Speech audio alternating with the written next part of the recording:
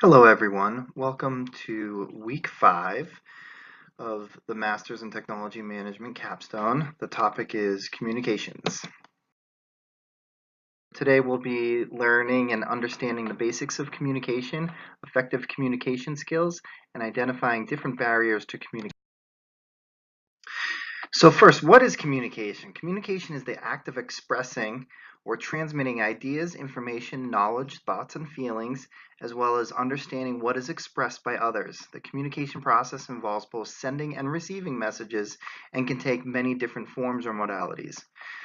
Verbal communication is the spoken word, while nonverbal communication involves actions, facial expressions, body position, and gestures. Communication can occur in a one-on-one or group setting and in different writing formats or visual formats. Communication involves not only the content of a message, but also its emotional impact or the effect of the message has on the person receiving. So this is a fun fact. Between 65 and 93% of the meaning of a message is conveyed through tone of voice and nonverbal behaviors. So you can see in this graphic different body gestures can be interpreted by or can mean different things. So crossing of one arms can be aggressive or closed off. Different stances can also mean different things. I think it's very interesting that as humans, up to 93% of our message is nonverbal.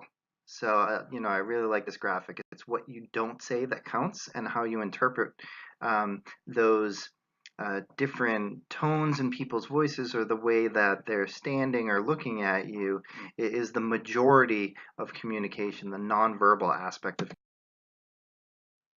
So why is communication important? Many of you may have seen this. This directly correlates to project management or software development. It's fun, and you probably all have experienced this in different roles and different jobs. So how the customer explains what they're looking for, how the project leader understood it, how the analyst designed it, how the programmer wrote it, how the business consultant described it. Those consultants can be everything shiny to them. How the project was documented. This ties into the communication, where the written aspect of the communication is many times missing. What operations installed, how the customer was billed. I think that's kind of funny. How it was supported, another kind of funny aspect here, and what the customer really needed. So because of gaps in communication, be it both written and verbal, and different aspects of communication, this is how a project can and is sometimes run if it's run poorly. So effective communication skills and the application of effective communication. This also builds on why communication skills are important. So presentation skills, like I'm doing today to all of you. Negotiation skills. This ties into working in an office, working on projects, as well as negotiating for a new car, for example. Business writing skills, influencing skills or persuasion, cross-cultural communication. This is key. We're going to cover that in some of the barriers.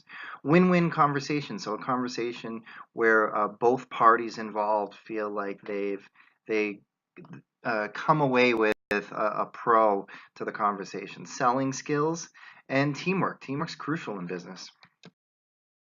So what are some effective communication skills and ways that you can improve your communication? So the first one, listen, listen, listen. I wrote it out 3 times because it's so important to not just hear people, but to listen to what they're saying. Know your audience. I talk to my 2.5-year-old different than I'll talk to my boss. So my tone is different. The message is usually different too. Body language is important, so I highlight that again here. Check your message before you hit send. I always tell people when they have a challenging email that they have to send, usually based off an issue, get up and go grab a coffee before you hit send. Clear your mind and then go back to your desk before you send it. Also, have spell check on your email. It's a common Microsoft Outlook configuration that you can set that will help with delivering a clear and concise message that ties into the next topic. Be brief yet specific. Being direct or concise is important. Write things down with the graphic of the tree and the swing and what the the customer really wanted. Documentation covers that aspect of communication. Pick up the phone. This is a key one. So I have a rule with my team that after 4 emails in the same subject are sent by 3 different people, you probably need a conversation or a meeting. When it gets to 5 or 6 or 7 in those email chains, it's just very difficult to interpret what people are looking for. Think before you speak. That this sounds like a common one, but you should have an internal dialogue with yourself before you speak. Treat people equally. That's kind of a common core value in life, but it's important when you communicate with people. Then maintain a positive attitude and smile. You're going to have difficult conversations in business, but being positive really helps you communicate and makes the communication more effective. So I love graphics, as you all know by now, but the graphic on the left is really important because of its simplicity. So communication deals with 2 people, at a minimum, a sender and receiver, a message and feedback. It's bi-directional. It's important that this graphic is simple and communication is complicated, but this is the real key here, is that there's 2 individuals and they're communicating together and they're listening to each other. They're receiving a message and they're giving feedback. It's a give and take. And this ties to the next graphic, which is 10 rules of a great conversationalist. And these are just best practices. So be genuinely interested. This ties to listening. Listen to the person. Focus on the positives. This ties directly back to my last slide. Be positive in the conversation. Converse, don't debate. Also tying to listening. Respect that person. Each of us have our own opinion, similar to a mouth or a nose. Each person has their own opinion.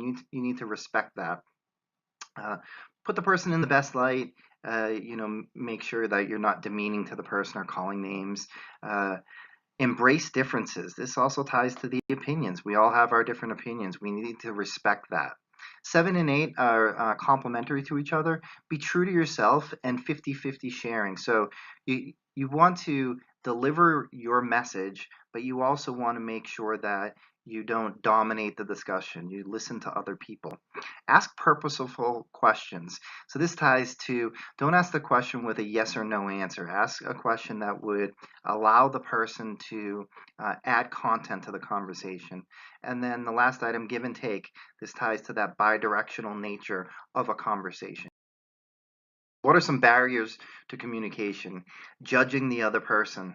So criticizing or diagnosing a person at the beginning of a conversation or at the end is a barrier. Not listening to the person you're speaking with. If you're not paying attention, if you don't look at the person in their eye, if you use your phone, like all of us have cell phones, if we check the phone, that's a sign of disrespect, and it puts the conversation or the communication in a bad light. Using technical language, so this applies to most of us. IT speak, I call it, or for example, in healthcare, if I were to tell you, oh, the CPT codes generate E&M codes to calculate billing. Many of you might not know what that means, so you have to make sure you understand your audience when you're using those type of terms. Giving solutions or unwanted advice. If someone's not looking for advice or a solution, don't give it. And then avoiding the concerns of others. So if someone comes to you with a problem and you divert the conversation to how great your weekend was, it's a true barrier to communication. Other barriers to communication, just at a categorical level. So different audiences are situational. So if you're communicating to a peer, a subordinate, a boss, or your family, you may communicate differently. Language barriers or language differences, cultural differences, demographics. So if I'm speaking to my father or potentially an older demographic, I might communicate with them differently than if I'm communicating with a teenager. Physical or logistical challenges. So if you're in a different location and you're only communicating on the phone, you have to recognize that and ensure that the audience is listening. Gender. I have a funny graphic in the next slide that I'll show you. And then stereotyping. So assuming that someone is part of a group or has some characteristics because of physical or relational or demographic attributes. This is just a funny graphic. So World Football Tournament, USA versus England. Obviously, the football term, the word, is different in the UK and the United States, but this is an example of a cultural difference. It's not language, or it ties to language, but it's a cultural difference on the same term. I just thought this was a funny graphic, so I included it as a barrier of communication. And this is gender specific, so same gender, where males tend to look each other in the eye and say, "Hi, how are you?" Where females, and this is a stereotype, so I do admit that, but I just thought it was an interesting graphic that sometimes we have to consider gender differences, or actually same gender interaction, and how people interact with each other when we're communicating to them, and accept those as potential barriers or considerations. So questions for this week: what is the most important aspect of effective communication and why? Give an example of a project where communication was an issue. What could have been done to improve the communication in that project? And then in your experience, how have you adjusted your communication when dealing with a different audience or a difficult individual? Provide details on this communication strategy and what worked well for you. Thank you. Have a good week.